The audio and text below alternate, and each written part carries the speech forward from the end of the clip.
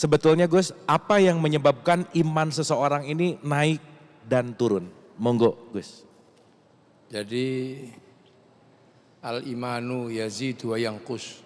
Jadi kadang tambah, kadang kurang atau naik turun.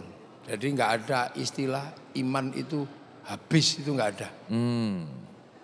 Jadi inilah kelebihannya, iman itu nggak habis, nggak hilang, tapi hanya naik turun. Makanya ketika orang sudah beriman, tidak boleh dikatakan imanmu hilang. Jadi tidak bisa kemudian kita menghukumi orang bahwa imannya sudah hilang, sudah bukan Islam, sudah musyrik, sudah kafir. Karena iman itu hanya dihukumi naik dan turun. Dan iman itu kan kepercayaan. Kepercayaan menghasilkan kepatuhan. Nah, kepercayaan dan kepatuhan itu memang lumrahnya dari dulu naik dan turun karena iman itu ada di hati. Nah, hati itu sebutannya kolbun, bolak-balik. Jadi bahasanya bolak-balik, makanya bahasanya kolbun. Makanya ya muqallibal qulub, wahai zat yang membolak-balik hati ini, sabit qalbi ala dinik, tetapkanlah aku pada agamamu. Jadi sebenarnya itu sesuatu yang biasa, normal.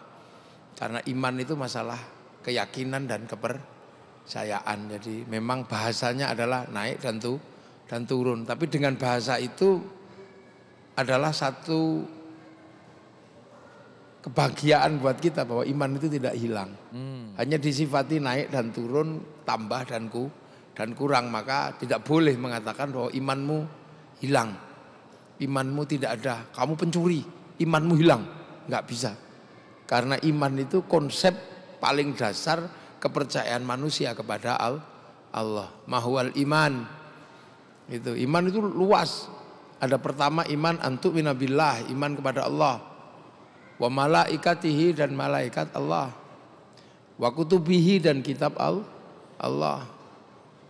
Wal yaumil akhir, dan terhadap hari kiamat. Nah, terhadap hari kiamat itu masuk iman. Nah, iman ini ada yang bahas terus, ada yang enggak. Ada yang bahas Dajjal setiap hari, ada yang bahas Ya'juj Ma'juj setiap hari, ada yang selalu mengatakan awas tanggal 15 bulan Ramadan hari Jumat akan ada asteroid nabrak bumi. Akhirnya banyak yang takut, jual harta bendanya diserahkan sama panitia hari kiamat. Terus enggak jadi. Nah, itu terus kemudian orang yang enggak membicarakan kiamat disebut tidak beriman karena tidak percaya. Bukannya enggak percaya, kiai itu ada yang memang enggak bahas kiamat terlalu detail. Ketika ditanya kenapa kiai enggak ikut rame-rame bahas kiamat, karena kiamat itu bareng-bareng aja kok dibahas gitu. Nah, kiamat itu kalau sendirian itu baru dibahas. Wabil qadri khairihi wa syarrihi minallahi ta'ala, dan terhadap ketentuan baik dan buruk itu dari Allah. Jadi iman itu luas.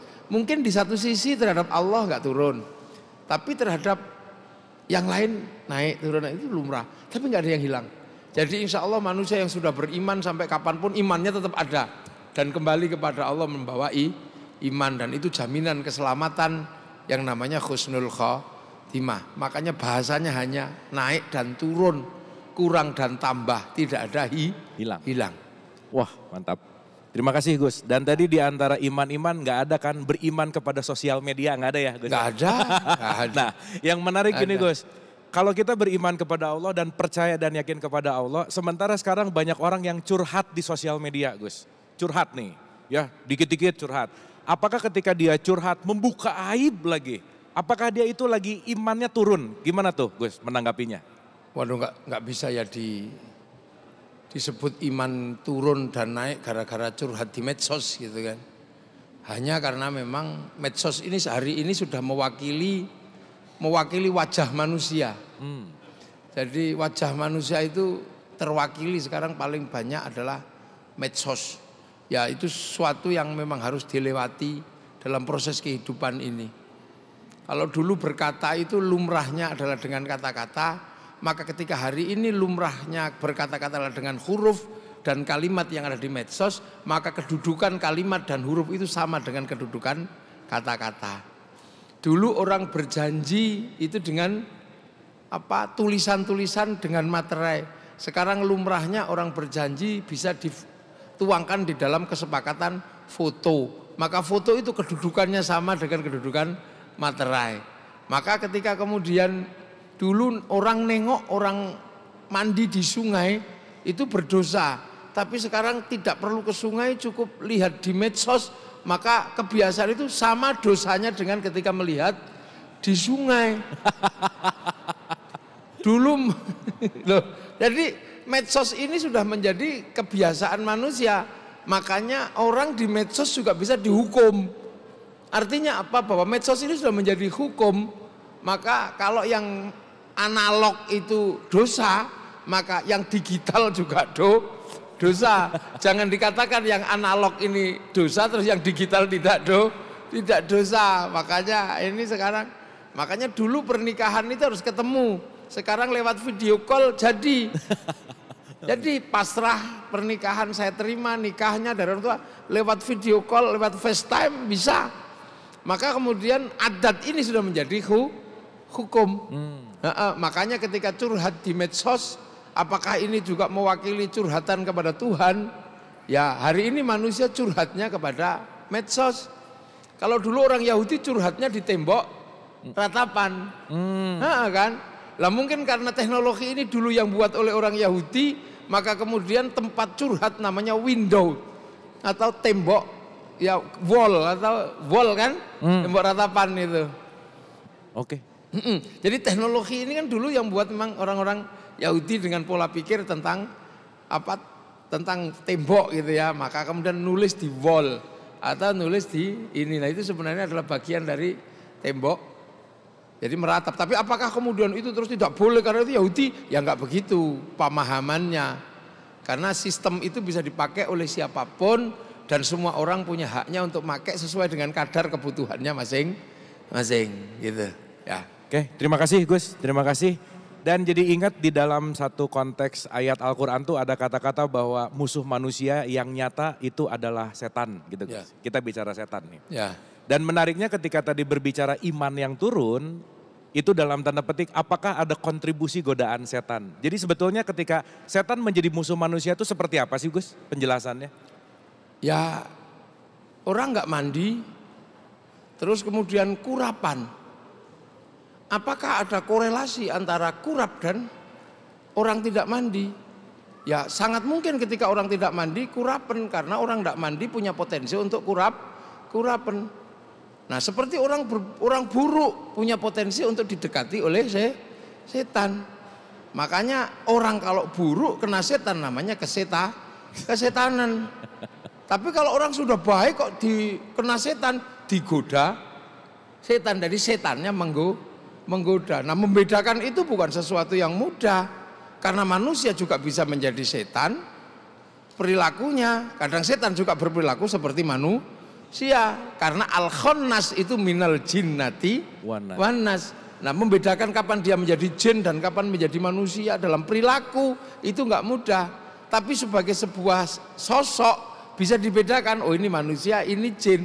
Tapi ketika berperilaku susah, karena manusia juga bisa berperilaku seperti kambing. Manusia juga bisa berperilaku seperti ayam. Ketika dia nggak ngerti siapa istri orang, nah itu ayam. Nah terus apakah itu perilaku? Ini berbicara tentang perilaku. Nah dalam hal ini kan kita bisa melihat perilaku orang seperti kesetanan. Tapi realnya benar nggak ada setan di situ? Pasti ada. Karena dalam setiap kejahatan iblis setan pernah bersumpah, aku akan sesatkan manusia. La'ughwiyannahum, akan aku sesatkan. Makanya fa'angzirni ila yaumi yub'atsun, tunda mati saya sampai hari kiamat. Untuk apa? Menyesatkan manusia. Sumpah itu pernah ada. Tapi apakah sampai sekarang manusia selalu kena setan ketika dia keliru? Nah, itu juga bukan sesuatu yang mudah untuk ditafsirkan. Kecuali kalau ini berbicara tentang hitam dan putih, bahwa dulu ketika manusia lahir, baik itu hak patennya manusia, buruk itu hak patennya iblis. Maka ketika manusia melakukan keburukan, berarti dia melanggar hak cipta, gitu aja sebenarnya. Melanggar hak cipta. Iya kan? Manusia itu disuruh baik, iblis disuruh Jelek. Nah maka ketika manusia baik dia tetap sebagai manusia, ketika manusia jelek dia melanggar hak cipta. Karena apa? Dia melakukan mengambil perilakunya iblis. Nah cuman itu kalau jadi pelanggaran hak cipta sebenarnya. Jadi orang pakai motor juga benar, tapi ketika kemudian pabriknya melanggar hak cipta dia bisa dihukum. Gitu lah. Kalau ngomongin setan tuh seru nih Gus. Dan kita tahu bahwa Quran sendiri mengatakan aku akan mendatangimu dari depan, belakang, kanan, kiri gitu Gus. Nah dalam konteks di sini berarti kan ada pintu masuk setan ke kita. Gimana sih Gus cara setan menggoda kita tuh gimana? Monggo.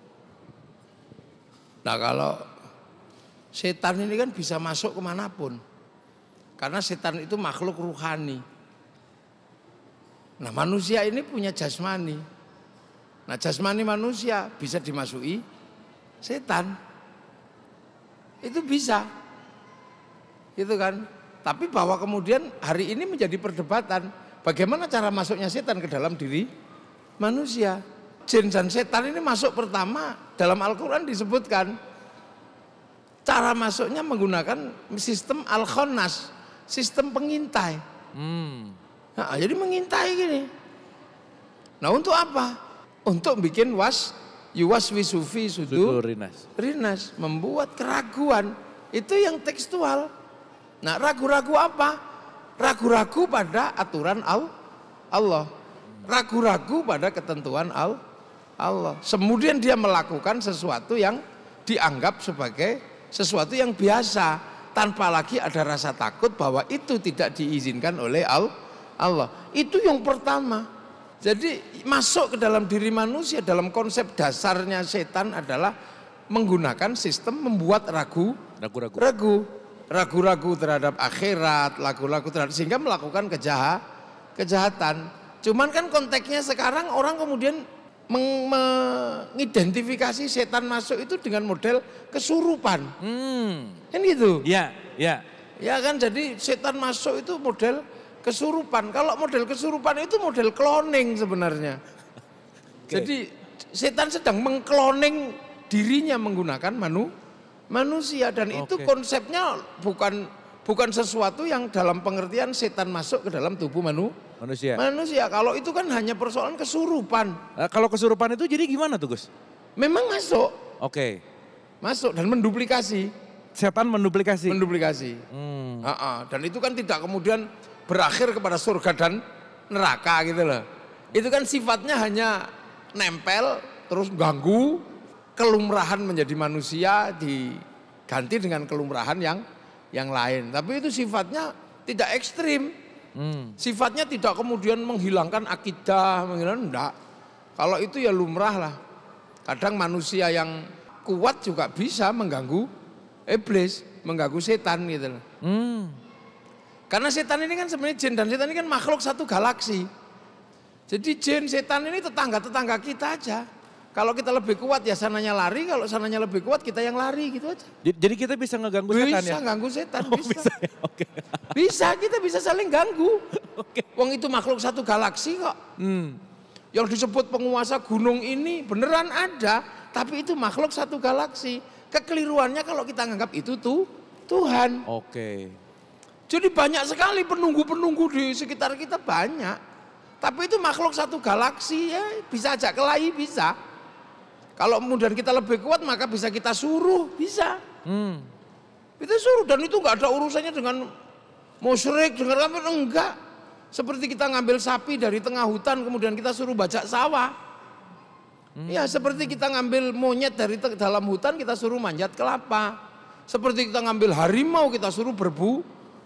Jadi sebenarnya itu biasa aja, dunia yang biasa. Makanya karena makhluk satu galaksi, Nabi Sulaiman juga bisa nyuruh bangun masjid, bangun apa gitu. Nah, Pak Erik kok nggak bisa nyuruh jin ya, nyuruh tukang. Kayaknya Pak Erik harus belajar ya. Iya, itu biasa aja sebenarnya. Itu sama. Jadi nggak usah terlalu kemudian ini musyrik, enggak. Biasa aja, yang penting kita tahu ilmunya. Iya, kita suruh-suruh apa bisa. Makanya ada yang suruh nyuri uang itu bisa. Tinggal dilatih aja, diedukasi bagaimana cara mencuri uang. Kalau menerima pelatihannya nggak? Menerima pelatihannya ada Ada itu yang bagian melatih begitu ada. Wong itu makhluk satu galaksi aja kok. Kalau ketika datang dari Pluto ya seremnya luar biasa. Tapi kalau kita ajak kelahi dia juga lari. Nah malaikat apa itu bukan dari galaksi yang ini. Malaikat itu dari galaksi yang nggak tahu ke tempatnya di mana. Jauhnya luar biasa. Kalau setan jin yang hari ini gedruwo kayak gitu itu makhluk satu galaksi. Kita lempar pakai tela pohon bisa itu. Kasih makannya makan gitu. Sama aja dengan kita nyuruh sapi terus kita kasih rumput gitu. Oke. Nah, yang jadi sekarang pertanyaan berikutnya adalah gimana tuh supaya kita tuh nggak kalah sama setan? Apakah bisa dikalahkan sendiri atau misalkan kita harus ketemu orang pinter gitu loh Gus? Harus ketemu kiai gitu misalnya, monggo. Enggak juga. Wong itu kan dunia umum. Kelahi sama mereka, menghadapi mereka enggak harus dengan melalui belajar dengan kiai. Di semua agama ada sistem pembelajaran itu. Semua manusia dikasih, wong itu makhluk biasa aja kok. Ada orang tidak beragama sama sekali ya bisa ketemu dengan makhluk itu. Di kampung-kampung, di pelosok-pelosok, di pedalaman-pedalaman sana banyak.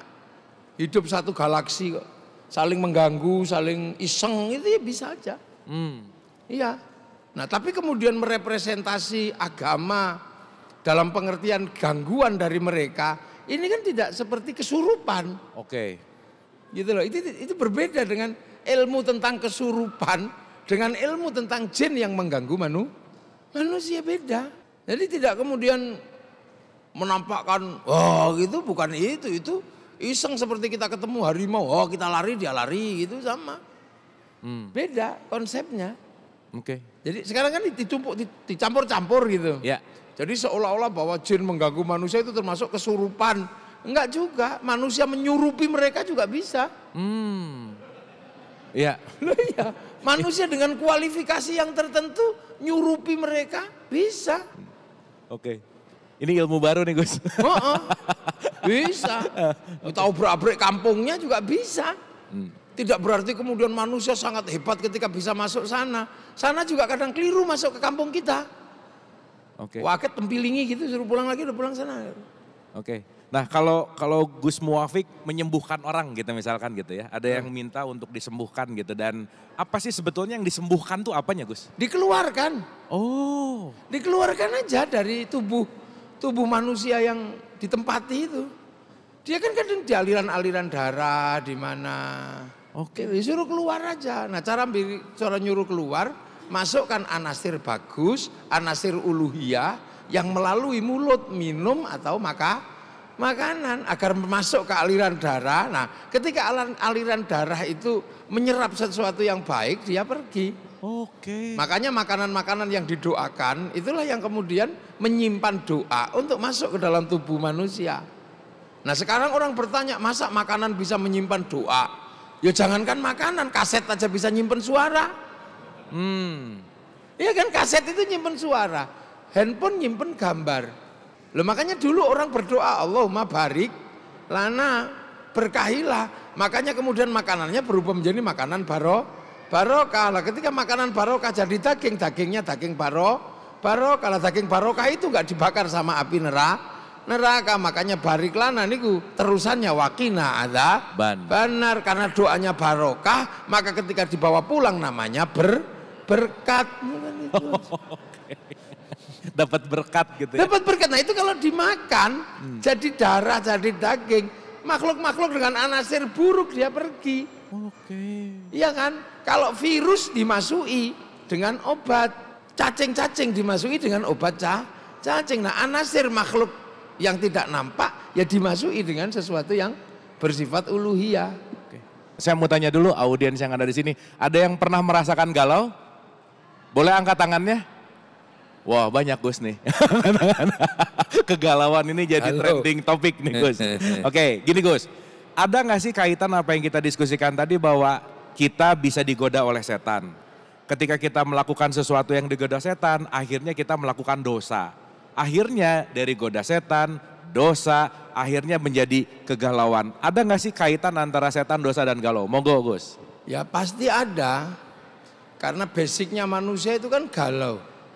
Khuliqal insana halu'a. Aku bikin manusia ini senang berkeluh kesah. Basic ya Gus ya? Basically.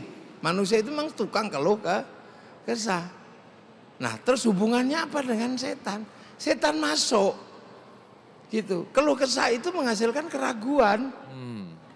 Nah keraguan itu kan al-khannas itu pekerjaannya adalah yuwaswisu fi sudurinas. Nah nanti kemudian begitu dia ragu-ragu, dia terjebak melakukan dosa. Begitu dosa diingatkan baik.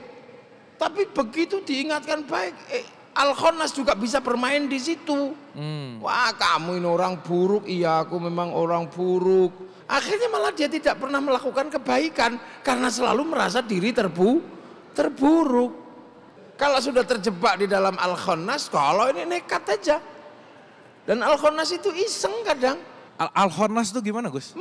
Mengintai, jadi masuk ke dalam diri manusia. Itu menghasilkan keraguan-raguan, pokoknya menggoda ragu-ragu, terus ragu-ragu.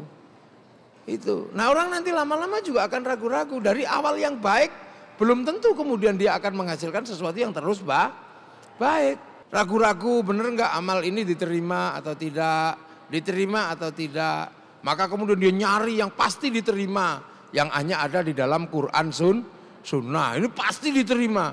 Akhirnya kemudian, oh berarti yang tidak berdasarkan Quran Sunnah pasti tidak diterima. Oh berarti ini pelaku bid'ah. Berarti harus dihabisi, akhirnya dibom. Loh kan gitu kan.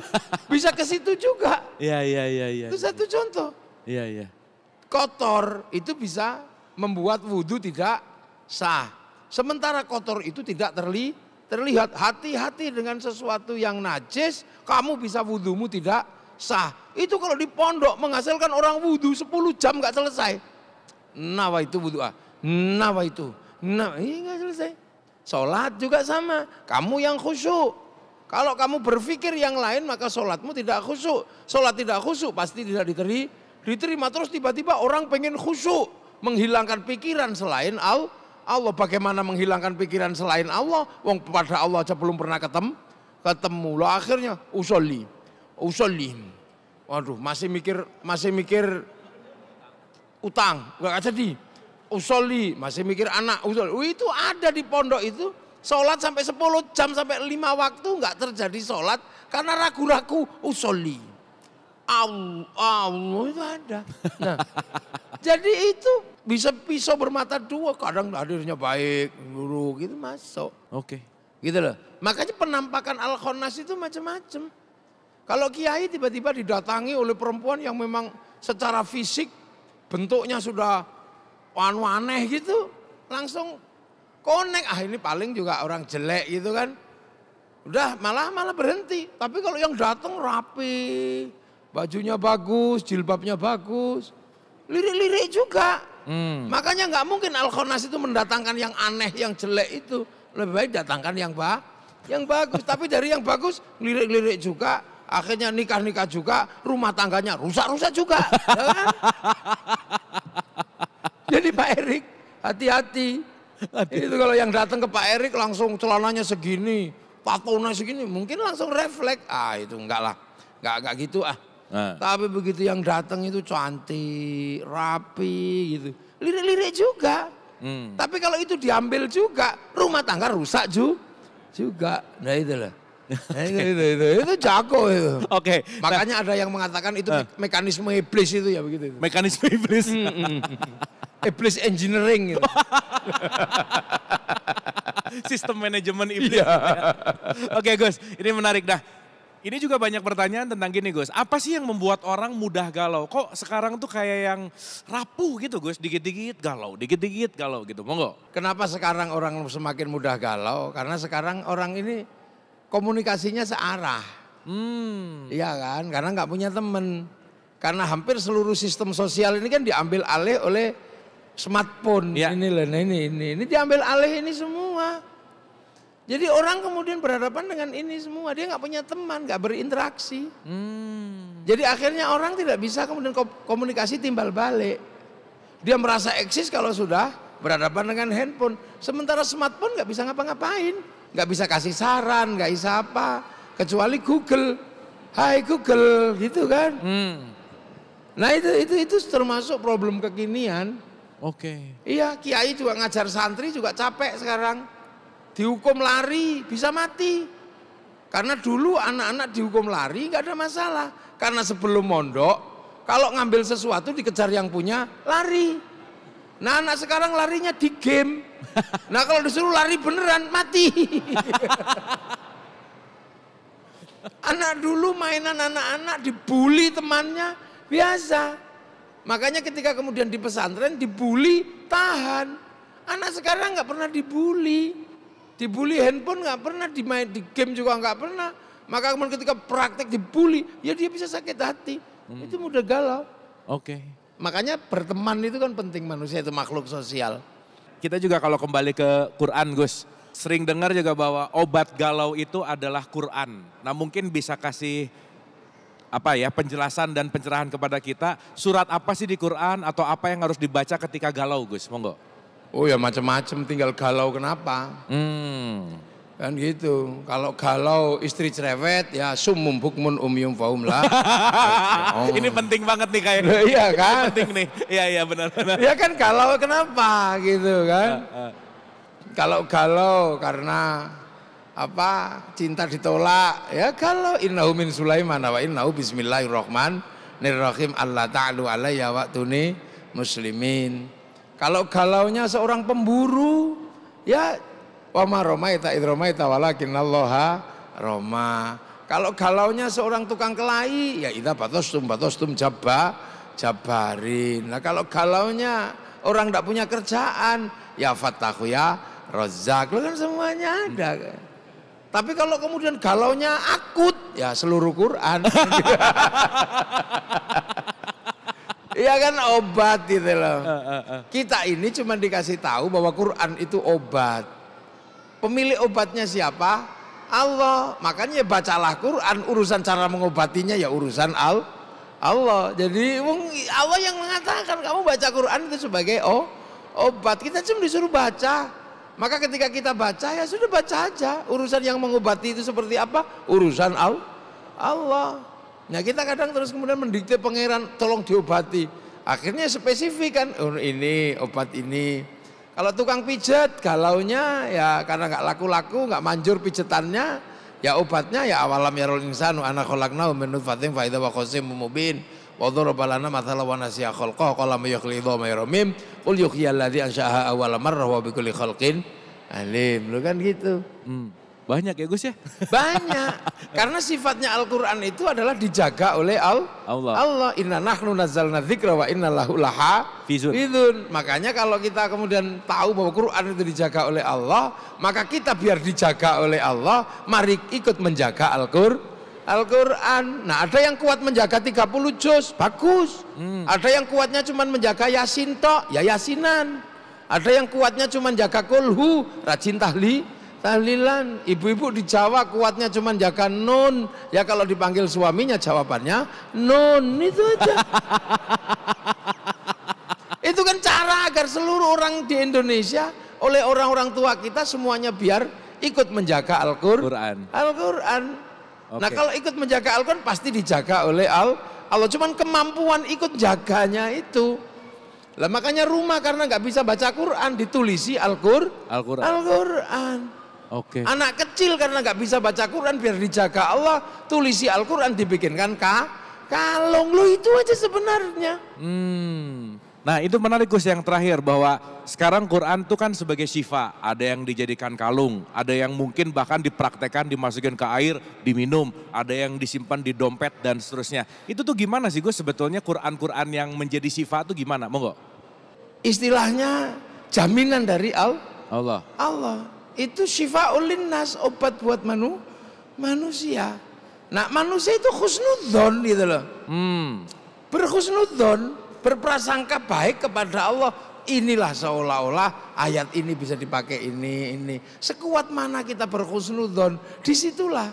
Makanya ibadah, Quran itu kan ibadah. Nah kita ini berkhusnudzon, kuat tidak kita? Berprasangka bahwa kalau Quran itu adalah ibadah, maka kita baca Quran. Jadi konsepnya itu konsep husnudzon, konsep ihsan, anta abudallaha ka'annaka tarahu fa illam takun tarahu fa innahu ya roka. Makanya iyyaka na'budu wa iyyaka nasta'in. Beribadah itu husnudzon, setelah itu minta tolong. Baca Quran itu ibadah. Maka kemudian kita baca na'budu, setelah itu minta tolong, ya Allah mudah-mudahan orang tua kami nggak disiksa di neraka. Itu kan konsep na'budu nasta'in. Maka orang tidak boleh mengatakan ibadahmu nggak boleh, ini bid'ah nggak boleh, karena ibadah itu dasarnya adalah husnudzon. Oke, kita akan bertanya jawab dengan audiens, jadi jangan sungkan-sungkan kalau ada pertanyaan, mumpung ada Gus Muwafiq di sini, silahkan dipertanyakan. Silakan, boleh? Ya, Ibu, silakan.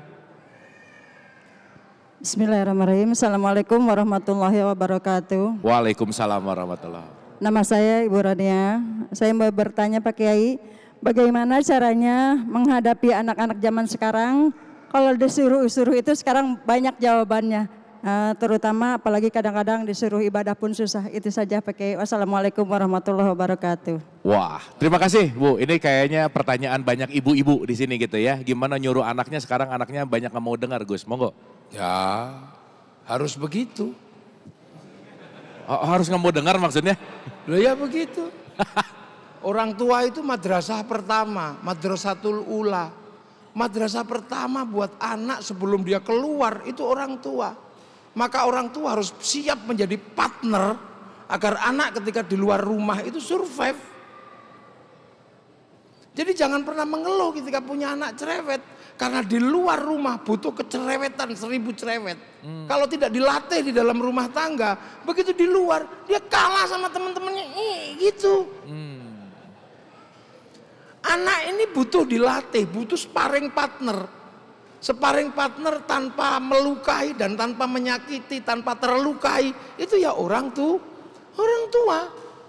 Makanya orang tua harus siap berdebat dengan anak, siap dicereweti berdebat, itu harus siap. Jangan kemudian anak disuruh nurut itu, nanti sampean capek menjadi orang tua. Begitu anak gede nggak bisa mengambil keputusan, cari istri nyarikan, cari kerjaan nyarikan. Dia gak punya kekuatan survival dasar anak itu ada di dalam keluarga. Makanya anak singa digigit-gigit dulu oleh orang tuanya, dikejar-kejar.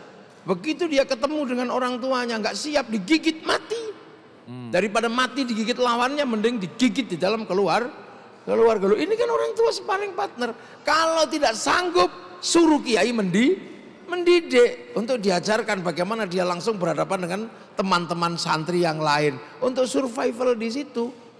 Maka orang tua itu pertama kali harus siap, karena di luar nanti anak akan berdebat dengan orang lain, beradu logika dengan orang lain, pengen menang dengan orang lain.